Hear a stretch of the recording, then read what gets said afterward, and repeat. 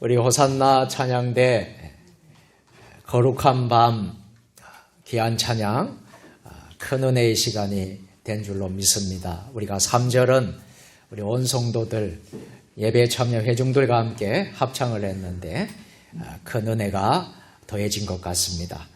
감사한 것은 우리 지휘자 공경희 권사님 늘 찬양 대원들을 잘 이끌어 주셔서 너무나 고맙고 감사하게 늘 생각을 합니다.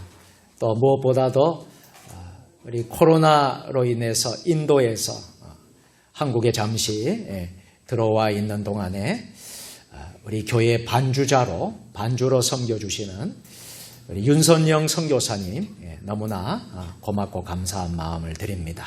우리 찬양대원들, 우리 반주자 또 지휘자님께 우리 또 하나님께 영광의 박수로 올려드리겠습니다.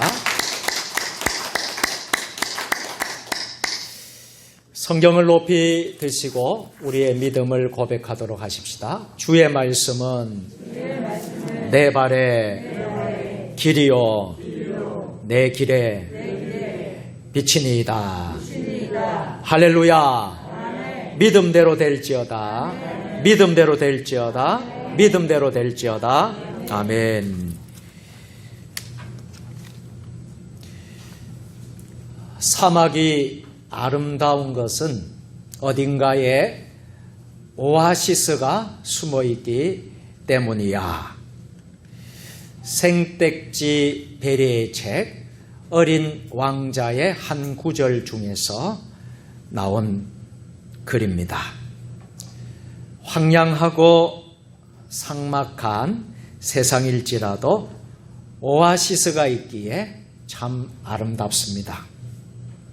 사막을 사는 사람 중에는 그저 사막을 사는 사람이 있고 사막 속에 샘을 발견하고 오아시스의 삶을 사는 사람도 있습니다. 예수님 당시에 수가 성의 사마리아 여인은 사막 같은 삶을 살았습니다. 그런데 예수님을 만난 사마리아 여인은 사막의 인생에서 오아시스의 인생으로 바뀌게 되었습니다. 오늘도 하나님이 준비해 놓으신 오아시스가 곳곳에 있습니다.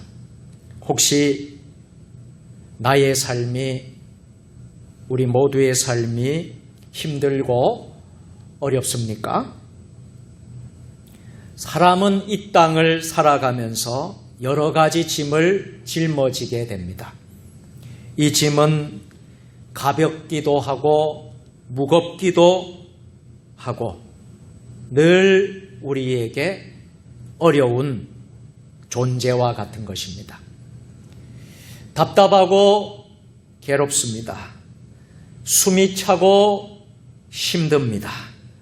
원망하다 보면 자기 신세 한탄과 함께 때로는 극단적인 선택의 길까지 가는 사람들이 있습니다. 그러나 우리 주님께서는 수고하고 무거운 짐진 자들아 다 내게로 오라 하시면서 무거운 짐에 눌러 고생하고 있는 우리를 초청하고 있는 것입니다. 수르광야와 마라는 무거운 짐을 짊어지고 힘겹게 살아가는 인생들의 현주소를 보여주는 말씀입니다. 이러한 짐을 짊어지고 있다면 오늘 말씀을 통해 우리의 짐을 덜어주시는 예수님께로 나아가는 삶이 되실 수 있기를 주님의 이름으로 축복합니다. 오늘 본문을 보면 이스라엘 백성은 홍해를 건넌 후에 수르 광야에 도착했습니다. 그런데 3일 동안을 헤매도 물을 얻지를 못했습니다. 그러다 겨우 마라에 도착해서 물을 얻었는데요. 그러나 그들은 도저히 마실 수 없는 쓴물을 얻었습니다. 그때 이스라엘 백성은 어떠한 반응을 보였습니까? 홍해의 감격과 하나님의 은혜도 잠시뿐, 하나님의 사람 지도자를 모세를 원망하며 자기들의 쓴 고통을 인해 원망 불평하는 불신자의 모습으로 변하고 말았습니다. 타락한 인간의 마음은 이렇게 간사해서 조금이라도 어려움이 오게 되면 하나님의 은혜를 기억하지 못하고 금세 원망, 불평으로 가득 차게 됩니다. 사흘이면 아직도 홍해의 기적이 생생하게 머릿속에 맴돌며 가슴에는 감사와 벅찬 감격이 있었을 것인데요. 그러나 이 모든 것을 다 잊어버린 채 원망, 불평하고 있습니다. 그때는 홍해의 기적을 체험하고 부른 찬양의 감격이 있었지만 이렇게 어려움을 겪고 봉착하게 되니 하나님을 찬양하다가도 조그만 역경이 생기니까 언제든지 태도를 바꿀 수 있는 신실치 못한 불신앙의 모습을 보여주고 있습니다. 히브리어로 수루라는 말은 단단한 바위를 뜻합니다. 마라, 이 히브리어의 원어의 뜻은 쓰다, 괴롭다 하는 뜻을 가지고 있습니다. 이스라엘 백성이 출애굽 후에 수르 광야에서 마라의 쓴물을 만났다는 것은 오늘날 우리 인생들이 살아가는 삶의 모습을 광야와 마라의 쓴물로 예포해 주고 있는 것이지요. 수르 광야는 사막입니다. 사막은 먼지만 날리는 곳입니다. 태양을 피할 그늘 하나 없는 뜨거운 곳이 바로 사막입니다. 마라는 쓰고 괴로운 인생 현실을 말합니다. 질병을 만난 분들, 질병의 고통으로 쓰고 괴로운 신음소리를 내게 됩니다. 물질이 있다가 없게 되면 그것도 괴로운 것이며 쓴 고통입니다. 사회에서 열심히 생활하였지만 한창 일할 나이에 직장에서 퇴출되는 것도, 학생이 열심히 공부했지만 원하는 진로를 가지 못하는 것도 수르 광야와 같은 고통이요, 마라의 쓴물입니다. 세상의 부귀영화도 수르 광야이고 마라입니다. 지위가 높고 권세가 있다고 해도 사실 얻고 보면 마라의 쓴물인 것을 깨닫게 될 때가 많습니다. 이때 모세는 하나님께 부르짖습니다. 우리는 동일한 사건 속에서 한편으로는 원망과 또 다른 한편으로는 기도라는 대조적인 모습을 갖게 됩니다. 동일한 사건 속에서 어떤 사람은 원망하는 사람이 있기도 하고 어떤 사람은 기도하는 사람이 될 수도 있습니다. 문제는 그 사건 속에서 무엇을 바라보느냐 하는 것이지요. 물 자체에 집착하면 원망밖에 나올 수가 없습니다. 환경에만 집착하면 원망, 불평할 수밖에 없습니다. 그러나 환경을 초월하는 전능하신 하나님을 바라보면 기도가 저절로 나오게 됩니다. 하나님은 마라의 쓴물을 인해 기도하는 하나님의 사람 모세에게 한 나무를 지시하셨습니다. 문제 해결의 도구로 주신 것이지요. 모세가 이 나무를 물에 던지니 쓴물이 단물로 바뀌게 되었습니다. 할렐루야. 엘리사 선지자 때에 여리고성에 흐르는 물이 좋지 않아 농사를 지어도 열매가 있기 전에 떨어지는 어려움이 있었습니다. 이때 엘리사 선지자가 소금을 가져다가 그 물 근원에 던질 때에 물질 모든 문제가 해결되었습니다. 하나님께서는 말씀하시기를 내가 이 물을 고쳤으니 이로 쫓아 다시는 죽음이나 토산이 있지 못하고 떨어짐이 없을지니라 응답해 주셨습니다. 요한복음 2장에 보면 예수님께서 처음으로 이적을 일으킨 물이 포도주로 변하는 사건이 나옵니다. 가나의 혼인잔치에서 예수님은 맹물로 포도주를 만든 이적을 행하셨지요. 이 이적을 행하시면서 예수님은 특별히 주문을 외우거나 행동을 취하지 않았습니다. 단지 빈 항아리에 물을 붓게 하시고 그것을 떠서 갖다 주어라 명하셨을 뿐이었습니다. 그런데 어떻게 물이 변하여 포도주가 될 수 있었을까요? 그것은 바로 하인들의 절대 순종이었습니다. 예수님의 모친이 요한복음 2장 5절에 이렇게 명했을 때에 그들이 묵묵히 순종합니다. 같이 해보실까요?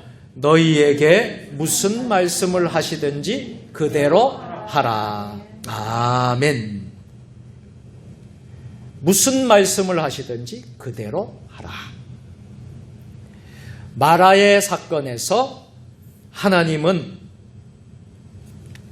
자신을 치료하는 하나님 여호와 라파라고 소개합니다. 여기서 치료한다라는 히브리어 동사는 분사형으로 현재 진행의 의미가 있습니다. 쓴물을 단물로 고치신 사건은 치료의 하나님을 분명히 보여주는 것이었습니다. 이와 같은 사건은 일회성 사건이 아니라 하나님의 의지에 따라 언제든지 가능한 사건입니다. 그러나 하나님은 마라의 사건 속에서 이스라엘이 지켜야 할 법도와 규례를 정하고 있습니다.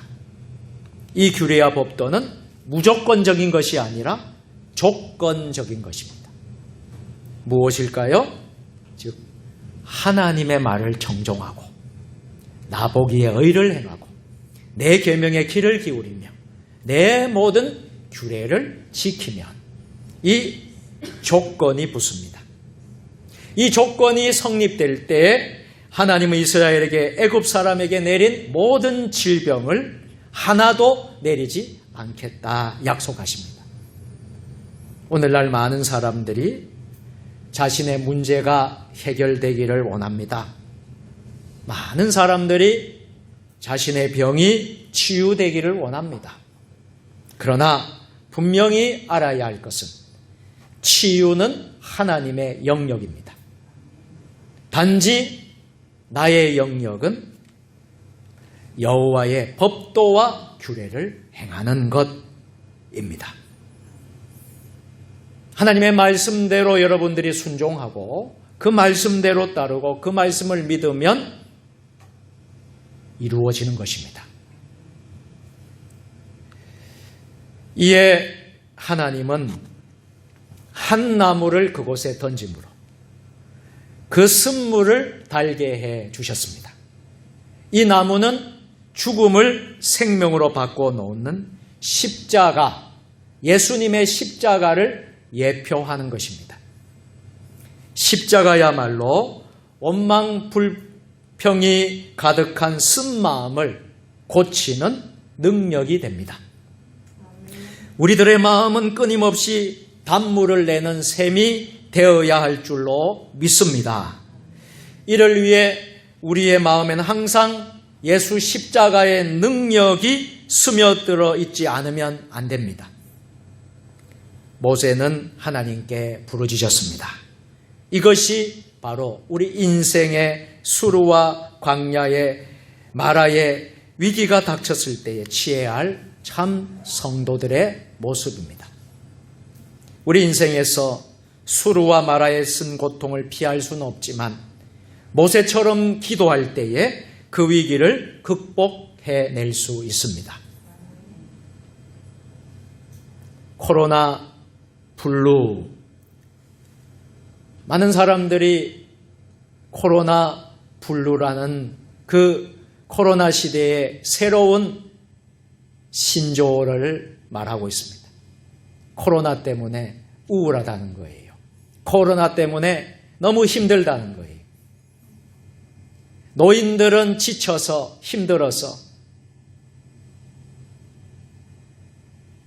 어디 나갈 수가 없고, 직장인들 할 것 없이 모든 사람들이 사람을 대면할 수가 없습니다. 단체로 어떤 모임을 가질 수가 없습니다. 모든 것이 제약되어지는 코로나 블루, 너무나 힘들지요. 오늘 본문에서 마라의 쓴물을 달게 하신 하나님께서 이스라엘 백성들에게 선포하신 말씀은 무엇입니까? 나는 너희를 치료하는 여호와임이니라. 같이 해보실까요? 나는 너희를 치료하는 여호와임이라. 아멘. 우리의 질병, 우리의 문제, 이 코로나 시대의 모든 어려운 문제들, 즉 수르와 마라의 고통을 치료해 주시는 분이 바로 우리가 믿는 여호와 하나님이십니다. 세상 어디에 가도 만족과 기쁨과 즐거움과 보람을 느낄 수 없지만 세상 어떠한 곳에 살지라도 치유하시는 하나님, 치료하시는 하나님만 믿고 의지한다면 그곳은 단물이 샘솟아나는 새로운 마라요, 푸른 초장으로 바뀐 하나님의 동산 수루가 되는 것입니다. 마찬가지로 인생의 수루와 마라에 쓴 고통을 만난 분들은 자신의 빈 항아리에 예수님께서 시키는 대로 묵묵히 순종하여 물을 채우기만 하면 됩니다. 우리 몸에 어떤 질병이 찾아왔다 할지라도 예수님의 명령에 순종하여 십자가 나무를 던지고 소금을 던질 때 쓴물이 단물로 바뀌고 수르 광야의 기쁨과 즐거움과 환희가 넘치는 가나안으로 바뀌는 것입니다. 이제 말씀을 맺도록 하겠습니다. 수르와 마라를 주신 것은 이스라엘로 하여금 하나님의 법도와 율례를 배우게 하기 위함이었습니다. 우리에게 어떠한 고난과 환경과 어려움을 주는 것도 하나님의 법도와 율례를 배울 수 있게 하기 위함입니다. 이스라엘은 쓴물이 단물로 바뀌는 마라의 표적을 통해서 이제는 어떠한 경우라도 우리의 인생의 모든 삶을 하나님의 말씀에 순종하고 살아야 함을 깨닫게 된 것입니다. 그리고 마라 이후에 준비되어 있는 엘림을 바라보면서 조급한 불평이 얼마나 어리석고 부끄러운 일인지 후회하지 않았을까요? 하나님은 오늘도 우리 가운데 있는 애굽의 모든 질병을 치료하기를 원하십니다. 내 안에 있는 쓴뿌리를 제거해 주시기를 원하십니다. 코로나19도 하나님이 지나가게 해 주실 줄로 믿습니다. 예수님께서는 우리의 연약한 것을 친히 담당하시고 우리의 병을 직접 짊어지셨습니다. 그리고 비록 우리의 삶에 수르와 마라의 고통이 임할지라도 우리에게 소망이 있음을 바라봅니다. 예수님의 십자가를 모든 질병의 근원에 던지고 우리의 자녀와 사업과 직장과 가정에 던져질 때에 놀라운 기적의 역사가 나타나기 때문입니다.